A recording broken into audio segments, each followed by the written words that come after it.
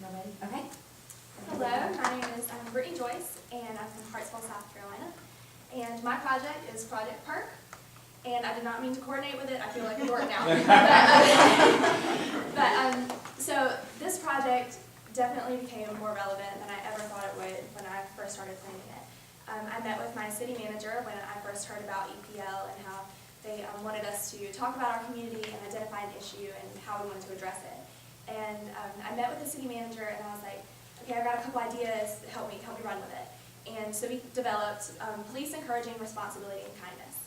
And so the way this project works, just a quick overview, is Project P.E.R.K. is a collaboration between the City of Hartsville, the Hartsville Police Department, local businesses, and individual concerned citizens. And so how it works is that local businesses, organizations, individuals, they donate certificates or monetary donations that in turn go towards purchasing more certificates. And these are culminated in Project P.E.R.K. and a foundation that we have that partners with us. And the police distribute these gift certificates when they catch a student doing something good. And so just it's in 3 of the schools in our school district, but it's also in city police officers as well. So the SRO, the school resource officer, at Thornwell Elementary School, at Hartsville Middle School, and Hartsville High School, they all participate in this program, as well as select city officers that I knew would really be passionate about it and go above and beyond. And because one of the things that we want them to do is to log their interactions. And so that's one of the ways that I kind of determined the measure of success, was that whenever they caught a kid doing something good, they would write down the student's name, and they would write down what they did to deserve a certificate and which certificate they received. The objectives of my program, 1, motivate students and other students in the community as well to make good decisions. We want to curb the increase in crime among the youth because as a high school student, especially as a senior, I see that the relationship between students and the police is kind of strenuous, and especially coming out of a private school. I graduated in a class of 14 in 8th grade. That was, the whole 8th grade was 14 kids. And then I went to the public school where there's 1,400 kids in the whole school, and they had a different image of the police. And that's one of the reasons that the city manager and I came up with this project. We were working with the police department. They said, hey, we really want to improve our image. And so this is kind of a win-win for everyone.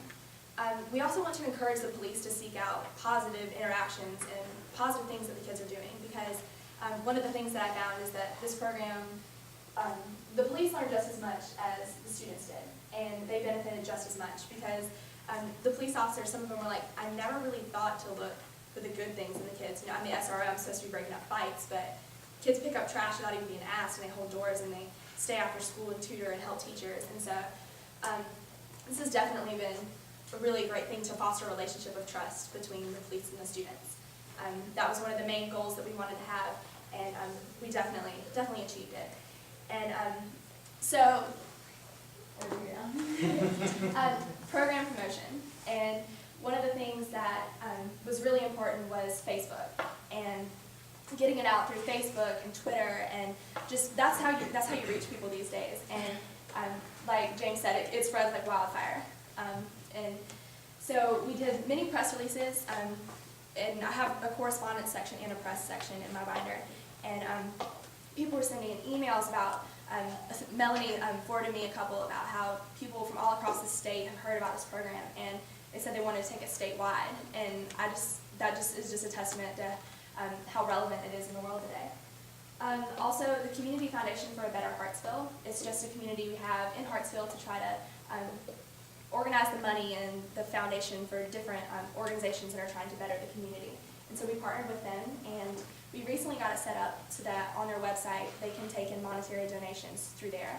And so it's not just me with a bunch of cash and checks in my pocket trying to deposit them in the bank. It's now people can go online and do it. And so when I speak at community, I did a bunch of community group presentations to our small town is very into, we have Rotary Club, Lions Club, Kiwanis Club, many churches, and so I got the opportunity to speak at all these places, and every single place I went, they were so enthusiastic, and my church, St. Luke United Methodist, they went above and beyond with monetary donations. And so the value for approximate, as to date, the quantitative value of the certificates, just the certificates I've received, is $2,800. and then the monetary value is close to $1,500. So that's a total of like $4,300, I think. And so and that's just what I've gotten so far. And the donors, Wendy's, Zaxby's, Subway, Yogi Bear, Sonic, McDonald's, like these are corporate places.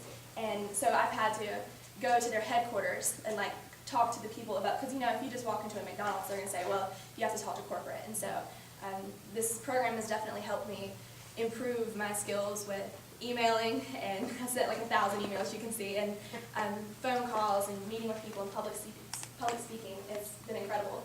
And we also printed up t-shirts. In my photo section you can see the t-shirts. And so we gave those to police officers, and so that's just kind of another little promotion and incentive for them to get to wear around my logo. And then there are some areas of improvement for this project, and since we are just getting started, and you'll see in there where the police log their interactions. In the front of that I have a little thing about how our police chief, he left, and so we have an interim police chief right now. And so that was kind of happening in the middle of my project, and so it was an obstacle to overcome, but it's been great because it gave me two different perspectives, because the first officer had some ideas, and then the second officer had even more ideas, and he's really taken it and run with it, and I can't wait to see where it goes. And the program expansion, we're hoping to get it to all of Hartsville schools. When I first started it at Thornwell, Carolina Elementary and Washington Street, they were like, hey, we want this too, how can we get it? And so I'm like, let me get it started, and once we work out all the kinks, I'm definitely planning on expanding it. One thing that we need to improve is better communication with the police, and this is definitely one of the issues that came up with the transfer and the police chief. But and the police officers, the SROs at the schools, said that they work with the teachers, and so they ask for like good behavior lists and kids who are trying really hard to do better and get their grades up, and so then they find those kids and give them certificates. And so they said better communication with the teachers. And one SRO wrote me a long email about some of his thoughts, and it's right here. But one of the things he said was that now that we can start over the summer implementing it into the schools again, by doing that, the police officers and the teachers have a chance to work together and really work out the kinks and say, hey, how about on a weekly basis we do this? Every Monday, give me a list, and that way during the week I can keep an eye on these kids and give them certificates to those who deserve them. A more accurate record of the interactions to look for the trends. That's one of the things we talked about originally. Police Chief Hudson, the original police chief, he said that there would be a computer system, a way to log the interactions. And so that is definitely coming in the future once we get settled. And our police chiefs, the interim police chief's house just burned down. So it's such a tragedy, and I waited for him to kind of get settled before I did anything with my program. And the Hartsville Boys and Girls Club, we want to work with them more, and since these are some of the target students, kind of what we're looking forward to helping. And so by working with these kids, I think that it's definitely a target population that I wouldn't be able to reach just by going to schools. And so I've been to the Boys and Girls Club, and I've helped out there, and they're very interested in helping out with that as well.